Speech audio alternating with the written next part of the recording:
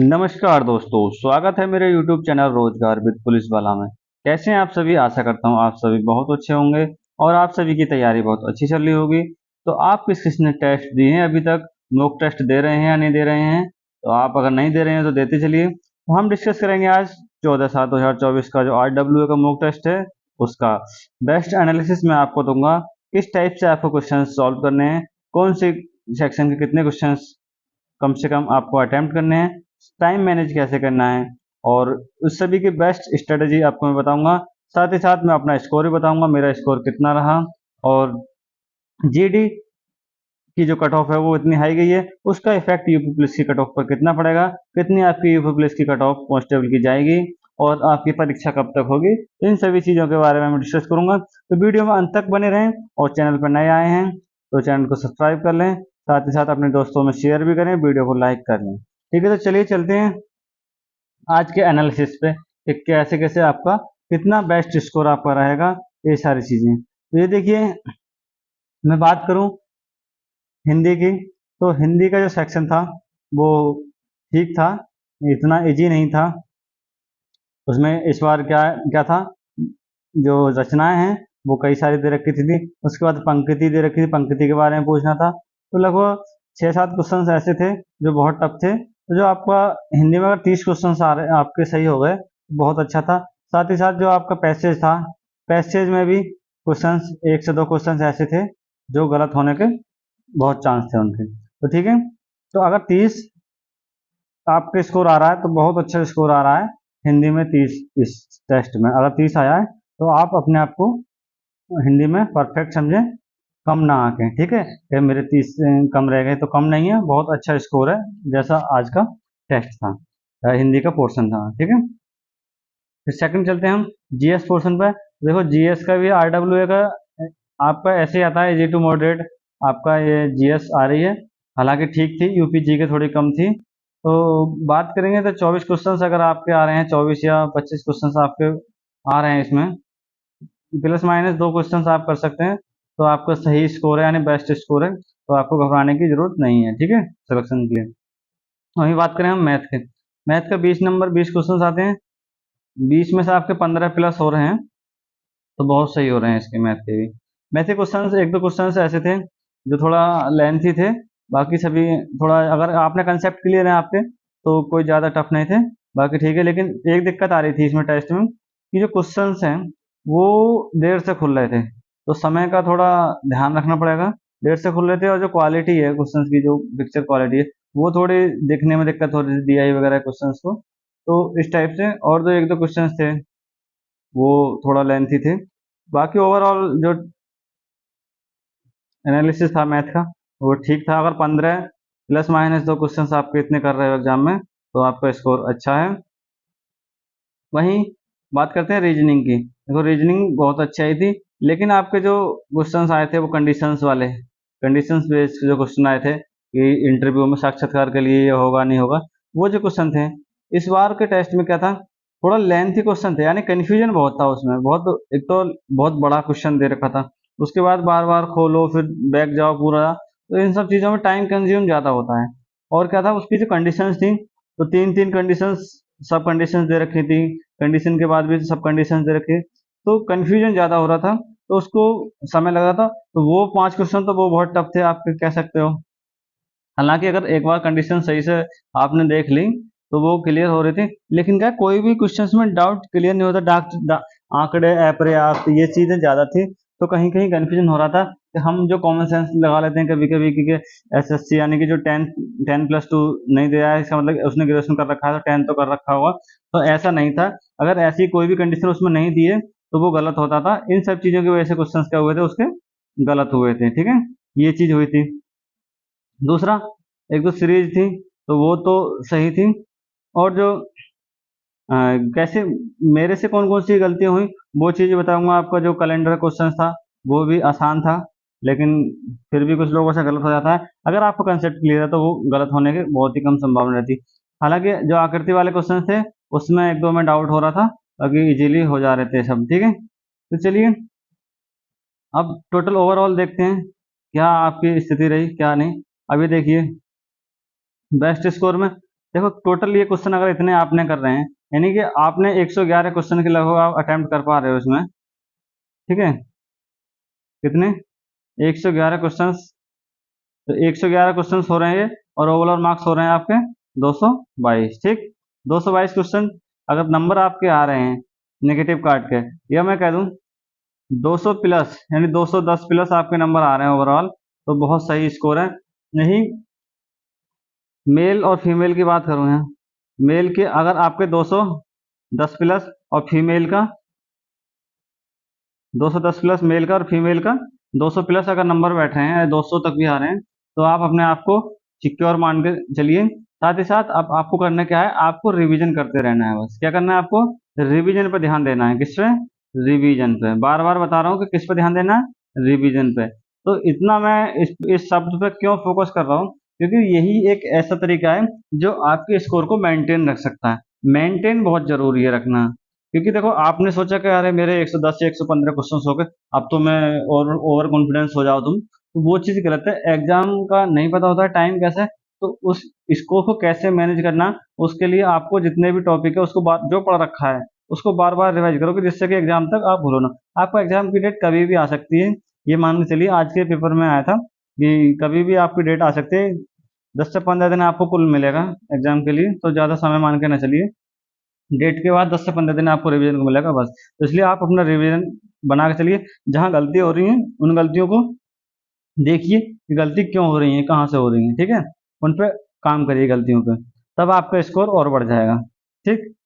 ये सारी चीज़ें अब मैं दिखाता हूँ आपको कि आज का मेरा स्कोर कितना रहा, ठीक। तो ये देख सकते हो आप, ओवरऑल स्कोर है 232 नंबर, यानी 120 क्वेश्चंस करेक्ट हुए थे, 16 मेरे गलत हुए थे, ठीक है। ओवरऑल रैंक थी 1122, 63,000 में से 98% एक्यूरेसी, और 14 क्वेश्चंस ऐसे थे जो मैंने अटैम्प्ट नहीं किए। अटैम्प्ट क्यों नहीं किए, देखो छोड़ने भी जरूरी है। अब तुम टाइम लगाते रहो उस पर, फालतू का टाइम खर्च करते रहो, आपको नहीं आ रहा है तो पहली नज़र में, अगर स्टार्टिंग में क्या करना है, पहले ये देखना है कि आपको कौन कौन से क्वेश्चन पहली नज़र में हो जा रहे हैं, ठीक है, जीएस हिंदी में, जिससे टाइम बचेगा आपका, ठीक। देखो अब मैं दिखाता हूँ आपको, ये है हमारा जीएस का सेक्शन। 27 क्वेश्चन सही है, 6 गलत है, 5 मैंने छोड़ दिए। तो जो पहली नज़र में हो रहे हैं उन्हें छोड़ते चले जाओ, बाद में अगर टाइम बचे तब उनको देख लो। पहली नज़र में हो रहे हैं उनको सही करते जाओ। बहुत कम समय हालांकि मैंने इसमें लिया था, ठीक है, 6-7 मिनट का टाइम तो ओवरऑल लिया था, बहुत तेजी से किए थे। तो समय बचाना है तो आपको केवल हिंदी या जीएस के सेक्शन में आपको मैक्सिमम 10 मिनट लेने हैं। तो देखो आपको 10 मिनट इसमें होगा, 10 ये 20 मिनट हो गए, लेकिन इस 50 क्वेश्चन को या 75 क्वेश्चन को फिर आपको ओएमआर में भी तो भरने हैं, तो 10 मिनट उसके लिए भी चाहिए, ठीक है। तो वो टाइम भी आपको बचाना है। ये तो ऑनलाइन हो रहा है, इसमें तो क्लिक करना है, तो कहीं ना कहीं ऑफलाइन वाले में जो टाइम लगेगा आपको ओएमआर भरने में, उसका टाइम अभी से मैनेज करके चलोगे तो उस चीज़ का आपको बेनिफिट मिलेगा एग्जाम में, ठीक। ये मेरा हिंदी में 31 क्वेश्चन सही है, वो भी बहुत मेहनत करने के बाद। हालांकि 5 क्वेश्चन गलत हुए, एक क्वेश्चन फिर भी मैंने छोड़ दिया, तो इसमें एक दो विलोम शब्द, जो पर्यायवाची शब्द ऐसे थे जिनमें कुछ मतलब ही नहीं पता था, तो समझ में नहीं आ रहा था। और पैसेज वाला भी जो पैराग्राफ था, उसमें भी कुछ ऐसे क्वेश्चन थे एक दो जो डाउटफुल थे, तो मैंने छोड़ दिया और गलतियां भी हो गई, ठीक है। लेकिन आपको पता है कि इन दोनों सब्जेक्ट में क्या है, आपको टाइम बचाना है। टाइम बचा के आपको कहाँ लगाना है, रीजनिंग वाले और मैथ वाले सेक्शन में लगाओगे तो उसको आपको बेनिफिट मिल जाएगा।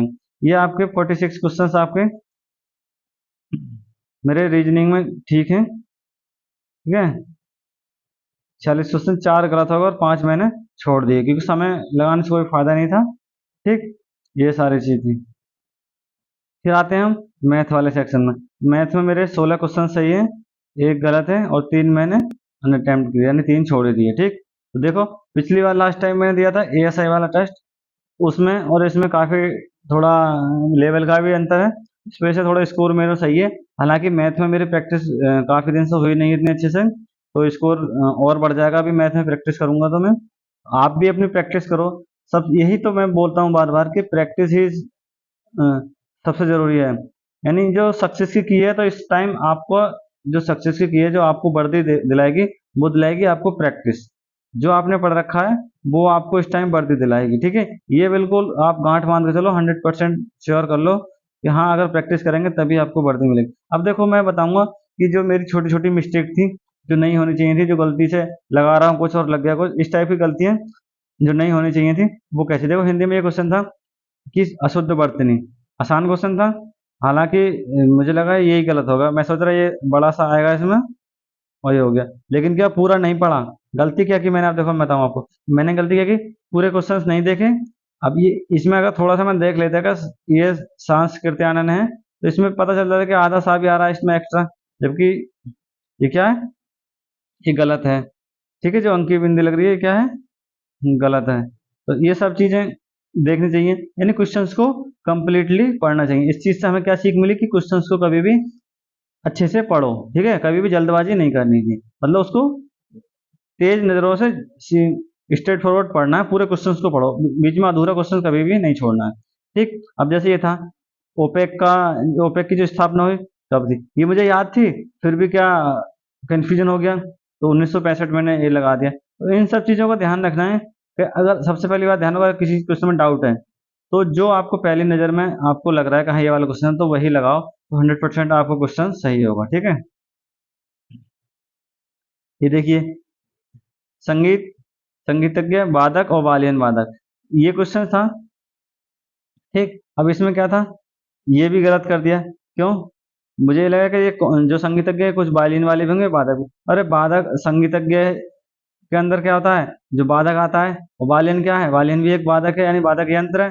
तो ये तीनों क्या था, ये वाला आपको ऑप्शन सही था, लेकिन उस टाइम दिमाग में नहीं आई क्योंकि क्या था, आसान क्वेश्चन था, कोई ज्यादा टफ नहीं था, इसमें सोचने वाली बात भी नहीं थी ज्यादा। ठीक है, अब देखो एक ये बताऊंगा, अब ये क्वेश्चन मैंने पूरा सॉल्व किया था, ठीक, पूरा सॉल्व कर लिया था, लेकिन क्या हुआ, ऑप्शन भी मैच किया था, अब ये पता नहीं कैसे गलत हो गया, इसका भी कोई समझ। अब देखो ये कितना आसान क्वेश्चन था, क्वेश्चन सॉल्व कर लिया, सब कुछ आंसर भी निकाल लिया 5, लेकिन क्या ऑप्शन 4 पे लगा दिया। तो देखो क्या क्या गलतियां होती हैं, एक गलती तो होती है पढ़ने में, क्वेश्चंस को पढ़ने में गलती होती है एक सबसे पहले। ठीक, दूसरी गलती क्या होती है कि क्वेश्चंस को जल्दबाजी आपने कर दिया, पढ़ने के चक्कर में कि नहीं या है ये नहीं पढ़ा और जल्दबाजी कर दी, तो ये गलती होती है। तो इस गलती को आपको सुधारना है कि जल्दबाजी नहीं करनी है। हाँ, इतनी ही जल्दबाजी नहीं करनी है कि क्वेश्चंस गलत हो जाए, आसान क्वेश्चंस। तो इजी क्वेश्चंस को, इजी जो जो सिली मिस्टेक होती है जिसे बोलते हैं सिली मिस्टेक, यानी आसान आसान छोटी छोटी जो गलती होती है उससे सिलेक्शन रुकता है। अगर आपका टफ क्वेश्चंस गलत हो रहा है तब कोई दिक्कत नहीं, अगर आसान क्वेश्चन गलत हो रहा है तब आपको दिक्कत है, क्योंकि उस क्वेश्चन को सभी कर रहे हैं और अगर आपको गलत हो रहा है तो वहीं आपका नेगेटिव में आप जा रहे हैं। ठीक है, दूसरी गलती क्या है, जैसे ये मैंने सॉल्व कर लिया, अब क्वेश्चंस लगाते टाइम ऑप्शन का ध्यान रखना है कि विकल्प कौन सा सही है। जैसे मैंने ये गलती की थी कि क्वेश्चन सॉल्व करने के बावजूद भी गलत कर दिया, आंसर आ गया मेरा 4 और ये मैंने ऑप्शन देखा नहीं लगा दिया। ठीक है, ये चीज, अब जैसे ये है इसमें ए बी सी डी, इसमें सीक्वेंस में दे रखी है तो ये चलो ठीक है, बाकी आगे पीछे ऑप्शन दे रखे होते हैं कभी कभी, तो इन चीजों का ध्यान रखना है कि ए पे कौन सा ऑप्शन है, बी पे कौन सा ऑप्शन है, इस टाइप की गलतियां होती रहती हैं। तो इन सब चीजों का ध्यान रखना है, छोटी छोटी चीजों का, ये छोटी छोटी चीज बहुत काम की होती हैं, इन यही चीज सिलेक्शन दिला देती है। और सबसे बड़ी जो बताया था, प्रैक्टिस, प्रैक्टिस तो जरूरी है। अब बात करते हैं हम जीडी की कट ऑफ, तो जीडी की कट ऑफ बहुत हाई गई है, हालांकि हाई भी नहीं कह सकते, क्यों, क्योंकि ऑल ओवर इंडिया वैकेंसी है और आज के टाइम में कंपटीशन तो आप देख ही रहे हो, कंपटीशन तो बढ़ ही रहा, साथ ही साथ ऑनलाइन का टाइम हो गया, तो सभी एक ही चीज पर अब तो वही उसी का सिलेक्शन हो रहा है जो जितनी ज्यादा प्रैक्टिस करेगा, जो जितनी ज्यादा प्रैक्टिस करेगा वो सिलेक्शन लेगा, सीधी सी बात है। ठीक है, पहले तो क्या था कि कोई दिल्ली चला गया तो उसका कंसेप्ट ज्यादा क्लियर हो गया, अब सभी लगभग एक ही कंसेप्ट से तैयारी कर रहे हैं, एक ही तरीके लगभग हो गए हैं, तो बस जो ज्यादा याद रखेगा बस उसी का स्कोर बढ़ रहा है। और ये यूपी की वैकेंसी है, इसमें देखो कट ऑफ की मैं बात करूं तो इतनी हाई नहीं जाने वाली है, आप इस चीज की टेंशन ना लो, आपके 100+ क्वेश्चंस हो रहे हैं तो आप अपने आप को सेफ मान के चलो। बस ये है कि उस स्कोर को बढ़ाने की कोशिश करो, दो चार क्वेश्चंस हर हफ्ते आपके हर मॉक टेस्ट में आपके बढ़ जाने चाहिए। ठीक है, 1 से 2 क्वेश्चंस अगर हर टेस्ट में बढ़ाओ जब तक एग्जाम होगा तो आपके 115 120 क्वेश्चन तक सही होने लगेंगे, और 115 120 क्वेश्चन अगर आपके सही होने लगे तो आपको वर्दी से रोकने वाला कोई नहीं है। आप अपने आप को अभी से मान के चल सकते हो कि हाँ आप सिपाही बन चुके हो, और बनोगे, आप 100% बनोगे।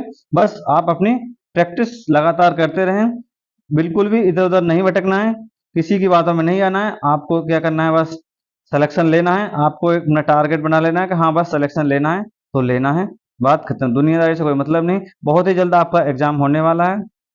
कभी भी डेट आपकी एकदम से आएगी, आपको पता भी नहीं चलेगा। तो आप किसी की बातों में नहीं आएगा, बहुत लंबा जा रहा है, कोई एक चीज हो गया।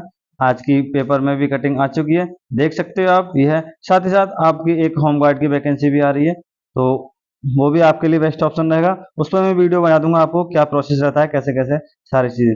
मिलते हैं। चलिए, तो वीडियो अच्छी लगी हो तो वीडियो को लाइक शेयर करना ना भूलें। साथ ही साथ चैनल पर नए आए हैं तो चैनल को सब्सक्राइब कर लें और अपने दोस्तों में जरूर शेयर करें। सभी को बताएं, सभी को ग्रुप में शेयर करें, वीडियो को ज़्यादा से ज़्यादा सब्सक्राइब कराएं चैनल को, जिससे कि मेरे को भी मोटिवेशन मिले और अच्छी सी वीडियो आपको बनाता रहूं। मिलते हैं नेक्स्ट वीडियो में। जय हिंद, जय भारत।